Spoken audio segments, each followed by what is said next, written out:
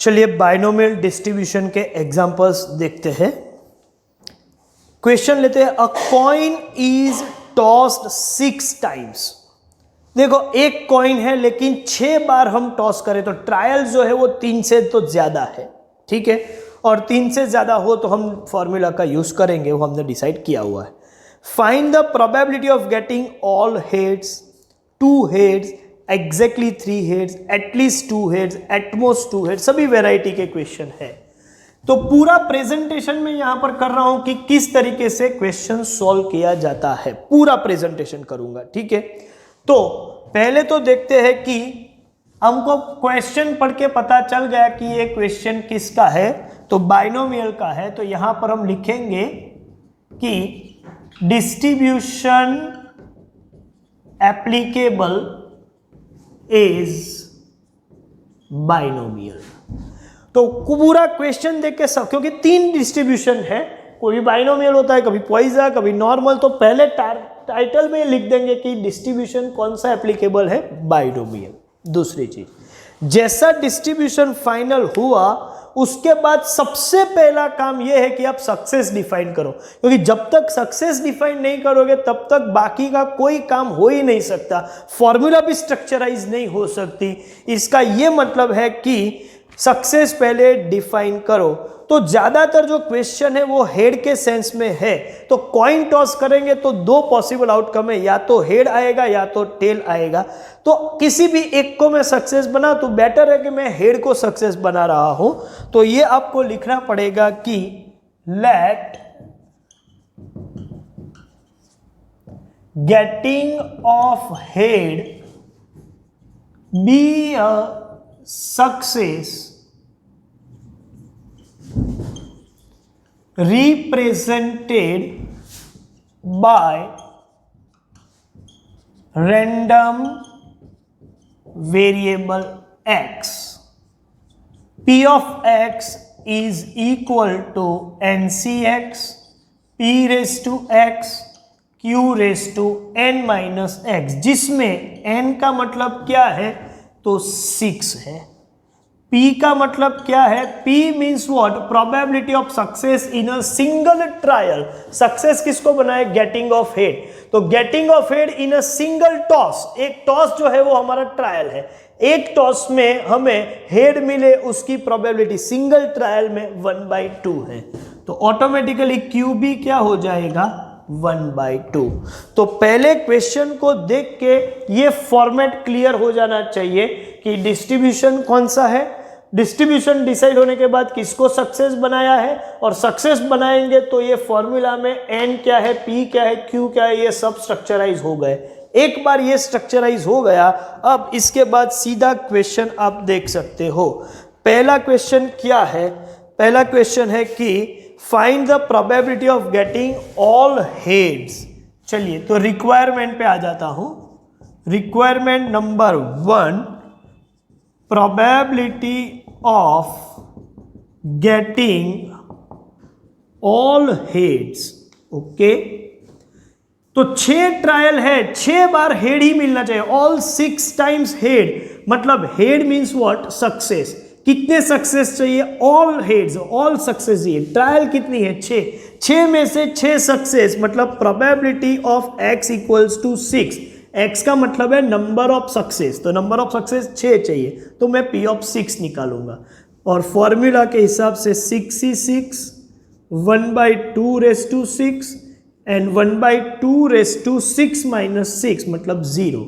चलिए 6c6 का मतलब 1 होगा, और ये भी 1 इंटू 1/2 रेज़ टू मतलब 64, 1/64, और ये तो 1 ही है, तो फाइनल आंसर 1/64। चलिए सेकेंड रिक्वायरमेंट देख लेते हैं। सेकेंड रिक्वायरमेंट क्या है, 2 heads, probability of getting 2 heads.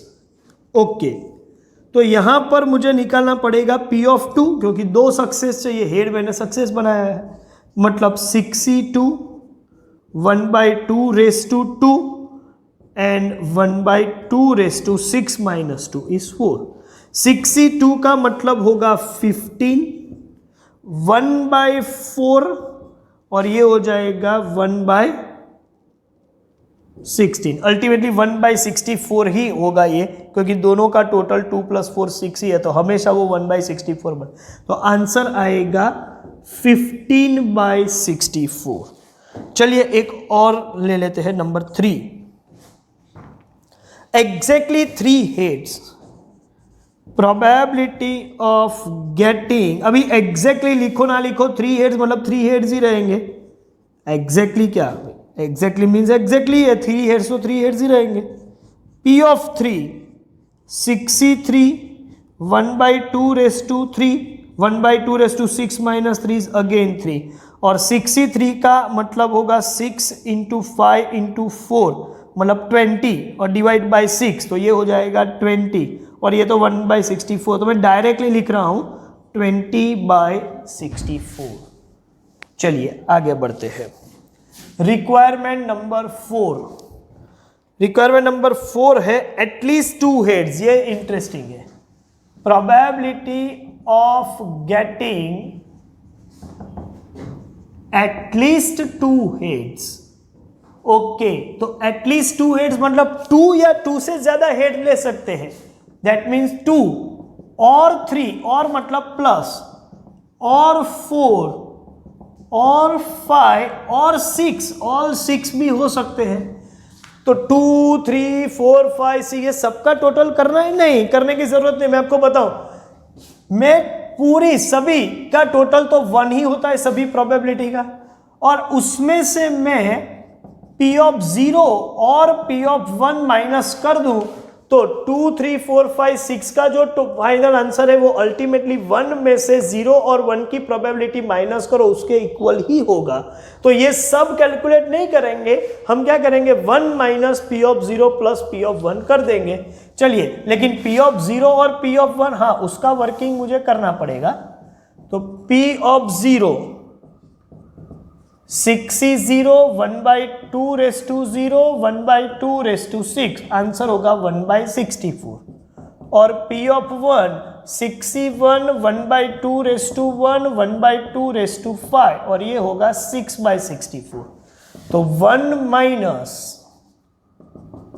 1/64 plus 6/64 ये दोनों का टोटल होगा 1 माइनस 7/64।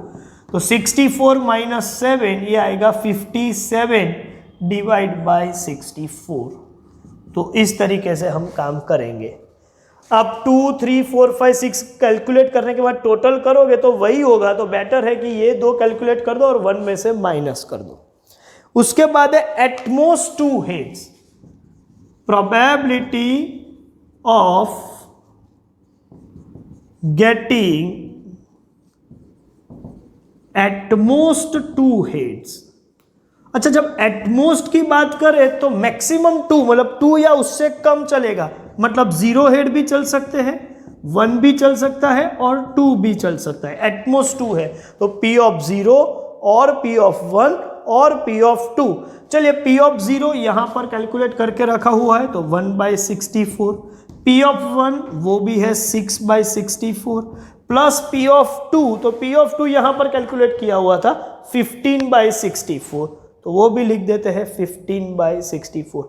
चलिए टोटल 15 प्लस 6 21 प्लस 1 तो ये आएगा 22/64। तो इस तरीके से आप इसको सॉल्व करो। आप इसको रिड्यूस करना हो तो कर सकते हो, लेकिन मैं बोलूं किसी को रिड्यूस करने की जरूरत नहीं है, पूरा पैटर्न से आप काम कर सकते हो। अच्छा, आपको MCQ एग्जाम सपोज देनी है, ठीक है, तो पूरा प्रेजेंटेशन जरूरी नहीं है, रेलेवेंट जो भी काम है वो हम कर लेंगे। डिस्ट्रीब्यूशन कौन सा है, सक्सेस क्या बनाया और P of 6 P of 2 तो आप उसको शॉर्ट में भी लिख सकते हो रफ वर्क में जो MCQ एग्जाम हो तो, लेकिन पूरा प्रेजेंटेशन करना है तो इस तरीके से आप काम कर सकते हो। चलिए ये क्वेश्चन का स्क्रीनशॉट ले लीजिए, एक दूसरा क्वेश्चन भी मैं सॉल्व करूंगा, ठीक है। एक और क्वेश्चन देखते हैं। A family with 5 children find following probabilities assuming male female births are equiprobable. ये नहीं भी बोलते तो भी हम यही मानते हैं कि male female births are equiprobable.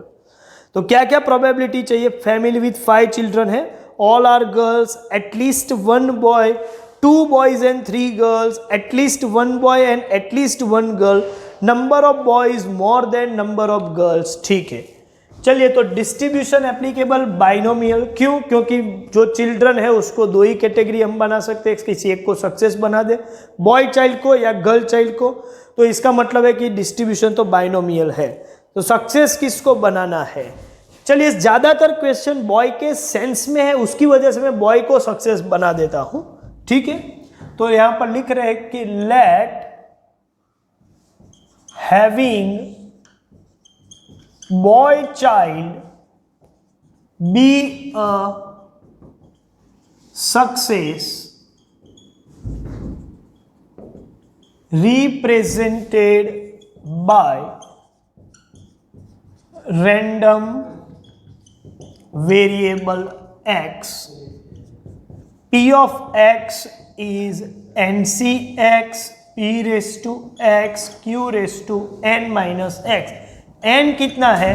तो फैमिली विथ 5 चिल्ड्रन मतलब ट्रायल्स आर 5, उसमें से बॉय और गर्ल की प्रोबेबिलिटी, मतलब कोई एक चाइल्ड आप रेंडमली सिलेक्ट करो और वो बॉय है या गर्ल है, उसकी क्या प्रोबेबिलिटी? ऑब्वियस है, male female birth equi probable है, तो p भी 1/2 और q भी 1/2। तो यहां तक तो कोई प्रॉब्लम नहीं है। चलिए आगे बढ़ते हैं, अब रिक्वायरमेंट पे आ जाता है। तो पहली रिक्वायरमेंट है all are girls. Very interesting, please. Required number 1, probability that all are girls. अब ध्यान से सुनिएगा, प्रोबेबिलिटी मुझे निकालनी है ऑल आर गर्ल्स, लेकिन मेरा सक्सेस है बॉय चाइल्ड। इसका मतलब 5 गर्ल है, तो बॉय के सेंस में समझो तो नो बॉय, क्योंकि all girls means no boy, no boy मतलब 0 बॉय। तो मुझे x की वैल्यू 0 है, तब प्रोबेबिलिटी निकालनी, मतलब 0 सक्सेस की प्रोबेबिलिटी। तो मैं यहां पर p ऑफ 0 निकालूंगा, मतलब 5c 0, 1/2 raise to 0, 1/2 raise to 5, ये भी 1, ये भी 1, तो ये आंसर होगा 1/32। तो ये हो गया ऑल आर गर्ल्स की प्रोबेबिलिटी। सेकेंड रिक्वायरमेंट है at least 1 boy, at least 1 boy. So probability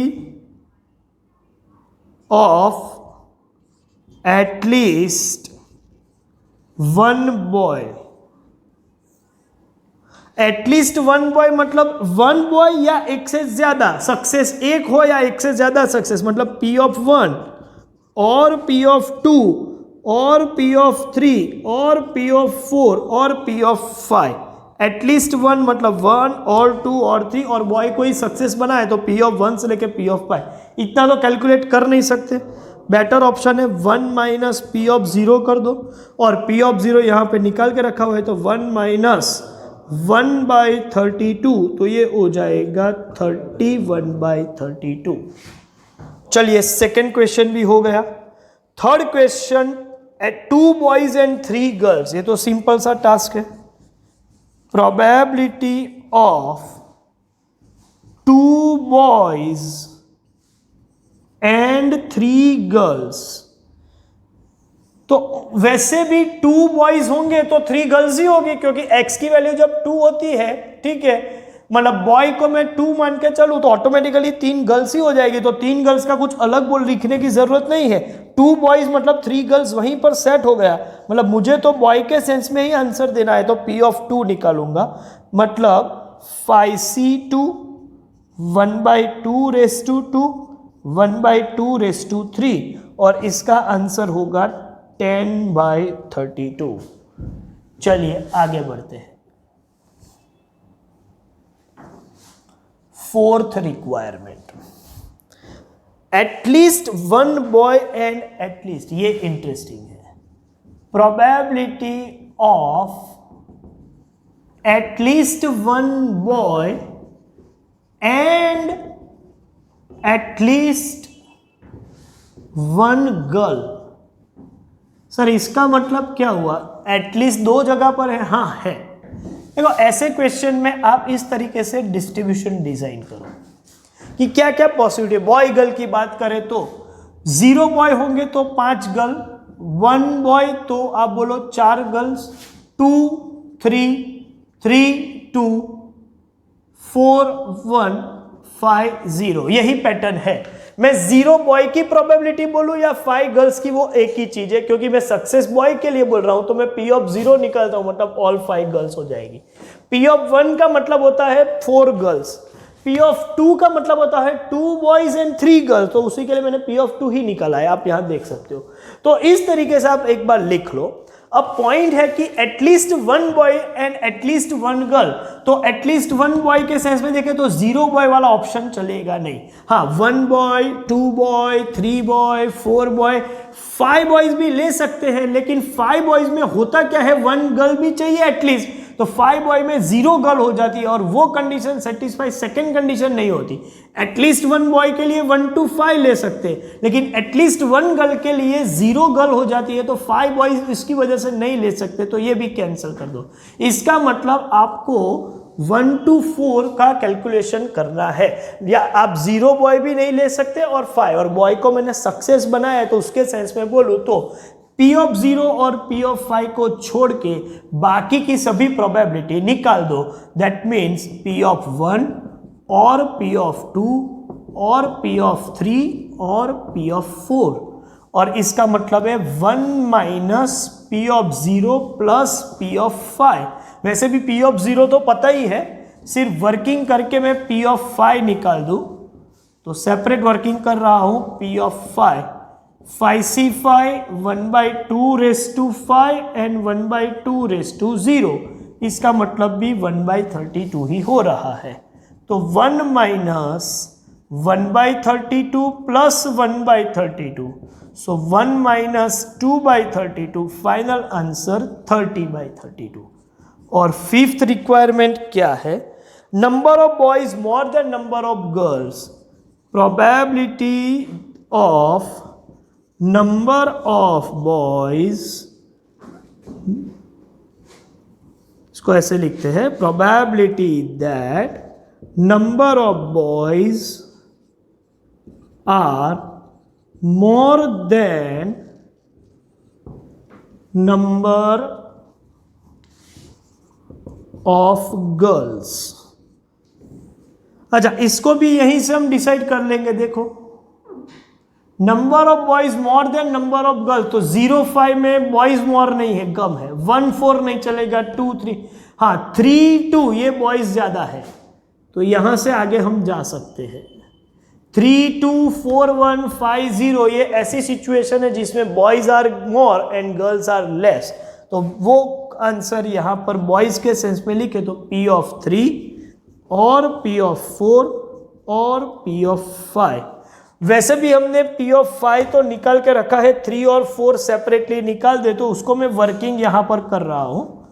चलिए, वर्किंग में P ऑफ 3 मतलब 5C3 1/2 raised to 3 1/2 raised to 2, तो इसका आंसर होगा 10/32, and P of 4 5C4 1/2 raised to 4 1/2 raised to 1, तो ये हो जाएगा 5/32। तो चलिए, P ऑफ 3 है 10/32, P ऑफ 4 है 5/32 एंड P ऑफ 5 है 1/32, तो फाइनल आंसर होगा 16/32, या 1/2 लिखना हो तो लिखिए। तो ये पूरा क्वेश्चन, इसका भी आप एक स्क्रीनशॉट ले लीजिए, ठीक है।